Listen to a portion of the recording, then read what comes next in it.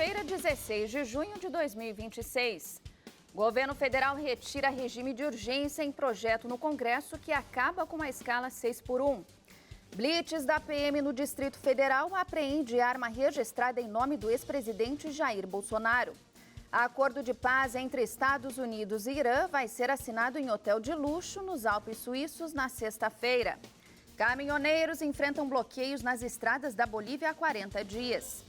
Pesquisa desenvolvida no interior de São Paulo traz esperança a pacientes com lesão medular e mobiliza cientistas, médicos e autoridades de saúde. E do interior da Bahia para Hollywood, você vai conhecer a história de um estudante que está transformando um sonho de infância em realidade. Essas e outras notícias agora no CNT Jornal, que está começando.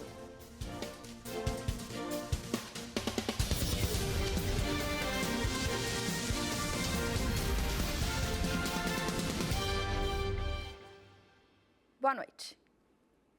O governo federal retirou a urgência constitucional do projeto de lei que regula o fim da escala 6x1 e a redução da jornada de trabalho para 40 horas semanais. A retirada da urgência constitucional permite que a Câmara retome outras votações. A decisão do governo é uma tentativa de preservar o texto original da proposta e também para manter boas relações com os parlamentares. A proposta corre em paralelo à PEC que põe fim à escala de 6 dias de trabalho por um de descanso, aprovada na Câmara em maio, e já seguiu para o Senado. O relator designado para a matéria até então é o deputado Léo Prates, do Republicanos da Bahia. Uma dúvida ainda: outro deputado pode ser designado no lugar. Projetos de lei com urgência constitucional podem ser enviados pelo presidente da República. Propostas desse tipo precisam ser votadas em até 45 dias na Câmara e mais 45 dias no Senado. Caso contrário, ele impede a votação de outros projetos de lei no plenário da Casa, onde o texto tramita. Do travamento da pauta anterior, o projeto agora deve passar por comissões temáticas da Câmara, permitindo a realização de audiências públicas com trabalhadores e entidades patronais. Com isso, o texto já não deve ser votado mais durante essa semana. E a decisão do Planalto joga o debate do fim da escala mais para frente. O governo ganha tempo também para recalcular impactos fiscais. A manutenção da urgência do projeto de lei na Câmara era uma estratégia do governo para pressionar o Senado, onde a PEC da escala 6x1 está estagnada. Interlocutores afirmam que o presidente do Senado, Davi Alcolumbre, vai conduzir o tema sem pressa. E a liderança da Câmara projeta que a regulamentação da jornada de trabalho só vai ser apreciada depois de uma deliberação da PEC pelos senadores. O ministro Alexandre de Moraes, do Supremo Tribunal Federal, determinou que a defesa do ex-presidente Jair Bolsonaro preste esclarecimento em 24 horas sobre uma arma de fogo apreendida em uma blitz da Polícia Militar do Distrito Federal. O episódio foi por volta de 11h30 da noite de segunda-feira. Um militar que atua na segurança do ex-presidente foi abordado numa blitz da PM. Ele se apresentou como integrante do Gabinete de Segurança Institucional da Presidência da República e afirmou que estava levando a arma para reparo e que no dia seguinte devolveria a casa do ex-presidente. A pistola Glock 9mm estava no assoalho do carro e ele chegou a afirmar que o armamento estava registrado na carteira funcional. Mas a fiscalização constatou que não havia esse registro. Por não estar com o certificado do registro da arma, a conduta foi considerada irregular pela Polícia Civil. Apenas num segundo momento, o militar admitiu que a arma pertencia a Bolsonaro. A propriedade foi confirmada numa consulta ao sistema do Exército Brasileiro. Bolsonaro cumpre pena de 27 anos e 3 meses de prisão. Desde o dia 24 de março deste ano, ele está em prisão domiciliar humanitária por até 90 dias, para se recuperar de uma broncopneumonia. Agora, o ministro Alexandre de Moraes quer saber por que o ex-presidente mantinha uma pistola em casa durante a prisão domiciliar e por que pediu um reparo no armamento. O Gabinete de Segurança Institucional da Presidência da República informou que não realiza a segurança de ex-presidentes. O militar segurança de Jair Bolsonaro prestou depoimento e foi liberado. A defesa do ex-presidente Bolsonaro ainda não se manifestou sobre o caso. No mercado financeiro, o Ibovespa segue em queda e o dólar voltou a subir. Veja os números. O dólar comercial fechou o dia cotado a R$ 5,08 na venda, alta de 0,39%. O euro foi vendido a R$ 5,90, alta de 0,59%. Já o Ibovespa, principal índice da Bolsa Brasileira, encerrou o pregão em queda de 0,45%, ficando abaixo dos 170 mil pontos. Pão de Açúcar e Raízen foram as ações mais valorizadas do dia. Braskem e Magazine Luiza registraram as maiores baixas. A seguir, o governo do Rio de Janeiro lança novo portal da transparência.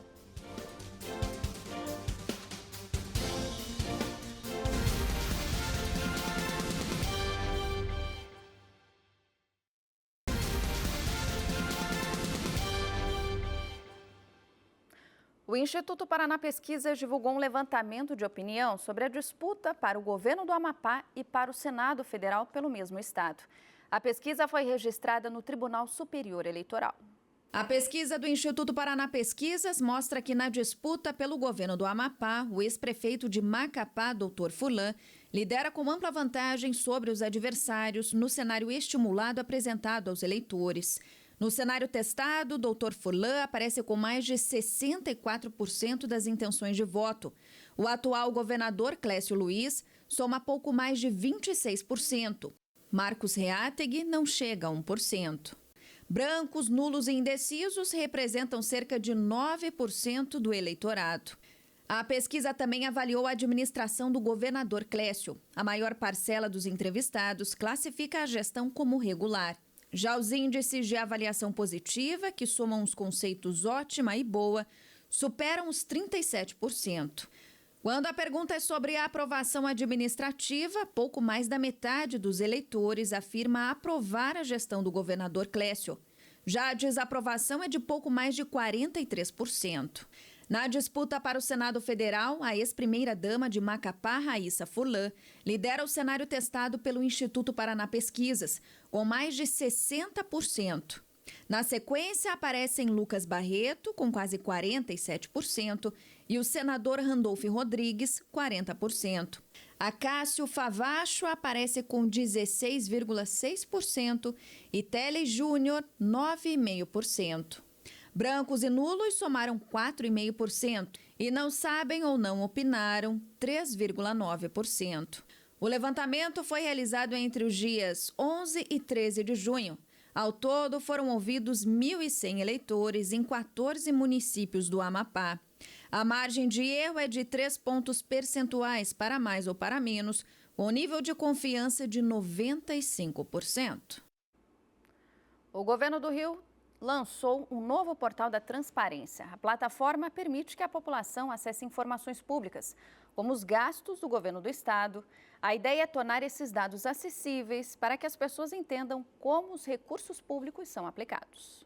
A plataforma desenvolvida pela Controladoria Geral do Estado traz uma navegação mais intuitiva, linguagem simplificada e atualização dinâmica das informações.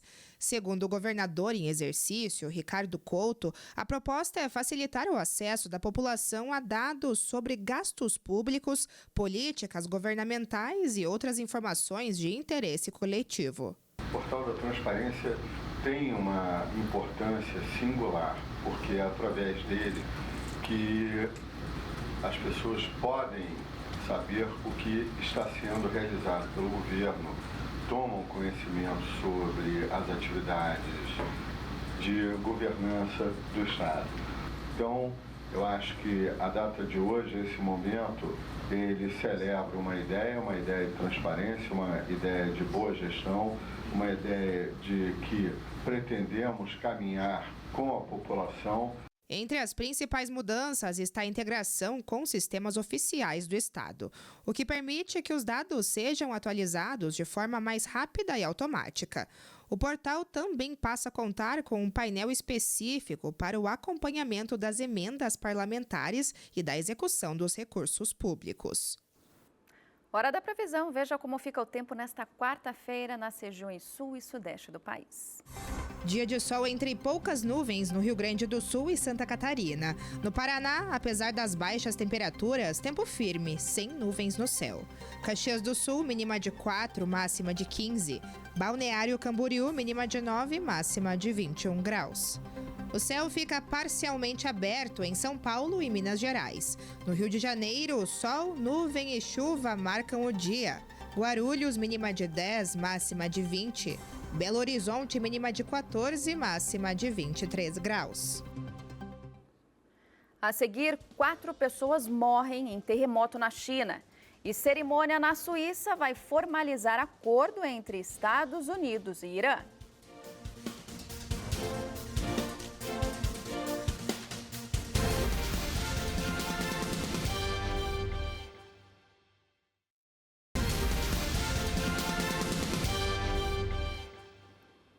Trump diz que Irã nunca terá uma arma nuclear. Terremoto atinge noroeste da China. E Japão eleva a taxa de juros a maior nível em 31 anos. É o nosso giro de notícias pelo mundo. O governo da Suíça confirmou hoje que a cerimônia de assinatura do acordo entre Estados Unidos e Irã será realizada na próxima sexta-feira, em um resort perto da cidade de Lucerna, nos Alpes. O local foi indicado pelos mediadores, Paquistão e Catar, com a aprovação dos Estados Unidos e Irã. Do lado americano, o acordo preliminar deve ser assinado pelo vice-presidente J.D. Vance. E Teherã vai enviar o principal negociador e presidente do parlamento, Mohamed Ghalibaf. O texto do acordo ainda não foi divulgado. A partir da assinatura do memorando de entendimento na sexta-feira, os dois lados vão ter 60 dias para acabar com as divergências que ainda persistem, como a ofensiva militar de Israel no Líbano e o programa nuclear iraniano. Hoje, durante encontro com líderes do G7 na França, o presidente Donald Trump disse que a partir do novo acordo, o Irã nunca terá uma arma nuclear. O ministro das Relações Exteriores do Irã, Abbas Araqi, afirmou hoje que qualquer ataque israelense seria uma violação do acordo provisório com os Estados Unidos. Já o primeiro-ministro de Israel, Benjamin Netanyahu, disse que a luta ainda não terminou. Segundo ele, o acordo com o Irã foi feito por Donald Trump e os israelenses têm seus próprios interesses. Netanyahu afirmou ainda que pretende manter suas tropas no sul do Líbano para proteger a fronteira israelense. Hoje, o Banco Central do Japão elevou a taxa básica de juros para 1%, a mais alta dos últimos 31 anos.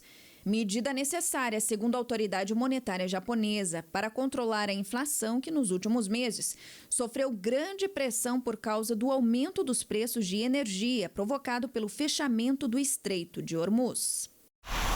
Um terremoto de magnitude 6,3 atingiu o noroeste da China nesta terça-feira. O tremor ocorreu a uma profundidade de 10 quilômetros, como epicentro próximo à cidade de Aichi. Segundo autoridades locais, uma pessoa morreu e 4 ficaram feridas. Tremores secundários foram sentidos em outras regiões da China e também na Indonésia e na costa do Japão. Um grupo de ajuda humanitária liderado pela Cruz Vermelha começou a distribuir água, alimentos e remédios para caminhoneiros que estão presos em bloqueios de estradas da Bolívia há mais de 40 dias. Segundo o governo boliviano, mais de 5.000 motoristas estão parados em cerca de 60 bloqueios pelo país. Desde o início de maio, sindicatos de trabalhadores e outros grupos sociais protestam contra as reformas econômicas propostas pelo presidente Rodrigo Paz, que tomou posse em novembro do ano passado. O bloqueio das rodovias já afeta o abastecimento de produtos básicos em várias cidades da Bolívia. Confira agora a previsão do tempo para as regiões norte, nordeste e centro-oeste do país. O sol aparece em meio a muitas nuvens e entre a tarde e a noite a possibilidade de chuva com trovoadas, principalmente no Pará e Amazonas. No Tocantins, sol entre poucas nuvens. Belém, mínima de 23, máxima de 30. Manaus, mínima de 24, máxima de 29 graus. Tempo firme na Bahia e Alagoas. Em Pernambuco, sol entre muitas nuvens. Salvador, mínima de 23, máxima de 29. Maceió, mínima também de 23, máxima de 28 graus. Na região centro-oeste, o sol aparece ao longo do dia, mas sempre acompanhado de nuvens no céu. Cuiabá, mínima de 19, máxima de 30. Brasília, mínima de 16, máxima de 27 graus. A seguir, tratamento experimental desenvolvido por pesquisadores brasileiros traz esperança a pessoas com lesão medular.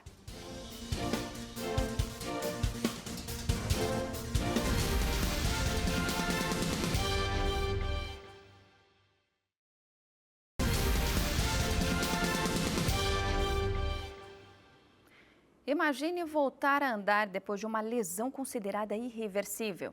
É essa possibilidade que vem chamando a atenção de pacientes de todo o Brasil e até do exterior. Um tratamento experimental desenvolvido por pesquisadores brasileiros tem levado esperança a pessoas com lesão medular. Uma pesquisa brasileira vem despertando atenção no mundo inteiro. O tratamento utiliza uma proteína chamada polilaminina, desenvolvida para estimular a regeneração de fibras nervosas danificadas após lesões na medula espinhal. A expectativa é enorme. Milhares de pacientes já procuraram informações sobre a terapia, na esperança de recuperar movimentos perdidos após acidentes graves. Então a gente já informou para mais de 4.700 pessoas que eles não são elegíveis. As outras 300 a gente está filtrando porque a gente precisa de mais informações para que a gente possa fazer. O interesse cresceu após a divulgação dos primeiros resultados obtidos em seres humanos. Embora os estudos ainda estejam em fase inicial, alguns casos chamaram a atenção da comunidade médica. Um deles é de Bruno Drummond de Freitas. Depois de sofrer uma grave lesão na medula, recebeu tratamento poucas horas após o acidente e iniciou um longo processo de reabilitação. Hoje, Bruno voltou a caminhar, dirigir, trabalhar e realizar atividades do dia a dia sem ajuda. Uma recuperação que alimenta a esperança de milhares de pessoas que vivem com limitações semelhantes. Eu já entendo que a polilaminina foi crucial para a minha recuperação, porque ela abriu portas para uma recuperação que antes não existiam. A fisioterapia foi também outra coisa que foi essencial, porque não adianta nada a polilaminina abrir o caminho para os axônios se reconectarem se não tiver estímulo. Então o estímulo vai vir da fisioterapia, da mente, do seu esforço. Mas nem todos os pacientes apresentaram os mesmos resultados. Alguns relataram apenas ganhos parciais, enquanto outros ainda aguardam respostas mais significativas do tratamento. É justamente por isso que especialistas defendem cautela. Apesar dos relatos promissores, os estudos clínicos ainda estão em andamento e a ciência precisa confirmar se os benefícios observados realmente estão relacionados ao medicamento. A gente é a favor da esperança, o médico sempre é esperançoso, né? E tudo dá certo. Agora, precisa de ter critérios robustos para que a gente confirme tudo isso. Mas, vamos dizer, tomara que dê certo, né? Todas as coisas, mas precisamos ter a cautela de falar como isso acontece. O entusiasmo em torno da pesquisa chegou aos tribunais. Dezenas de pacientes entraram com ações judiciais para tentar acesso ao tratamento, mesmo antes da conclusão dos estudos clínicos. A Anvisa autorizou um ensaio clínico de fase 1 para avaliar a segurança do tratamento. O processo é considerado fundamental para determinar se o tratamento poderá, no futuro, ser disponibilizado de forma ampla à população. Hoje em dia eu sou 100% independente, eu faço tudo, eu dirijo, consigo ir para o trabalho, consigo digitar no computador, cozinhar, fazer musculação, faço trilha, ando de bike. Então hoje em dia estou recuperado, estou muito satisfeito com a minha recuperação. Fiquei com algumas sequelas, mas nada que me atrapalhe. Se os resultados forem confirmados, o tratamento poderá representar um avanço histórico para pacientes com lesão medular. Mas, por enquanto, a principal resposta ainda está sendo buscada nos laboratórios e nos estudos clínicos que acabam de começar. O sonho de trabalhar com cinema levou um jovem baiano de 18 anos a atravessar fronteiras. Ele conquistou vagas em 3 universidades americanas e escolheu estudar em Los Angeles, considerada a capital mundial do cinema. O que começou como uma paixão por contar histórias na infância, agora está prestes a ganhar um novo capítulo. Aos 18 anos, Marcos Levi foi aprovado em 3 universidades dos Estados Unidos para estudar cinema e escolheu seguir para Los Angeles, cidade que abriga alguns dos maiores estúdios do mundo. Na hora eu não tinha acreditado, né? Eu falei com minha mãe, pai, passei, todo mundo ficou feliz, a gente abraçou, a gente chorou. E até ali a ficha não tinha caído. Depois veio a outra aprovação da DePaul, também de Chicago, a Cal State. Decidi aceitar a Cal State Los Angeles, por estar justamente no centro assim, né, do cinema nos Estados Unidos. O interesse pela 7ª arte surgiu cedo. Ainda criança, Marcos escrevia as histórias e sonhava em trabalhar no universo do entretenimento. Sem contatos na área, aprendeu inglês por conta própria e começou a buscar caminhos para transformar a paixão em profissão. E foi assim que conseguiu produzir um dos primeiros projetos audiovisuais, com o apoio de profissionais da própria cidade. Já cheguei a pensar ser ator, mas eu nunca tinha feito teatro, então pensei, talvez não. Aí eu pensei em ser roteirista, porque quando eu era criança eu escrevia bastante histórias, assim, gostava de escrever e vendia para uns colegas. Então eu pensei, talvez o cinema seja a minha área, porque eu gosto, assim, de contar histórias. O talento e a determinação chamaram a atenção de quem acompanhou de perto a trajetória do jovem. Para amigos e parceiros de trabalho, a conquista é resultado de dedicação e planejamento. Ele chegou pra gente, né, pelo Instagram da Sertanas, com a proposta da gente produzir o curta dele. E no início eu fiquei um pouco com o pé atrás, porque a gente nunca tinha recebido uma proposta dessa. E eu falei, não, vamos sentar com ele, vamos conversar para entender também. E desde então eu gostei muito do roteiro. Ele já veio muito cheio de material, com roteiro pronto, com storyboard, e mostrando várias coisas assim. E pela idade dele, né? Ele muito novo, ele era de menor ainda. E a gente ficava, meu Deus, e tão jovem, com tantas certezas. Marcos tem muito potencial, um dos muitos jovens de feira que tem potencial. Então, pra gente é uma sensação de missão cumprida. E a família acompanha cada passo do processo, celebrando a realização de um sonho que começou dentro de casa. Mas agora, além da comemoração, cuida dos desafios da etapa burocrática para embarcar rumo aos Estados Unidos. Vai marcar agora a questão da documentação para liberação do visto. E aí ele já está encaminhando toda a documentação. Como eu digo, ele está fazendo tudo. Eu não sei, mas ele sabe de tudo que está precisando passo a passo. E aí ele já está encaminhando a questão do visto, a questão da documentação. Mais do que estudar cinema, Marcos quer conhecer novas culturas, ampliar os horizontes e levar essas experiências para as histórias que pretende contar no futuro, mas com objetivos ambiciosos. O mundo está aí, e o mundo é grande e eu quero explorar ele, explorar culturas diferentes também, para poder retratar isso nos meus filmes. Uma Oscar. Não só Oscar, né? Cannes também. O CNT Jornal termina aqui. Uma ótima noite para você e até amanhã às 9 horas da noite.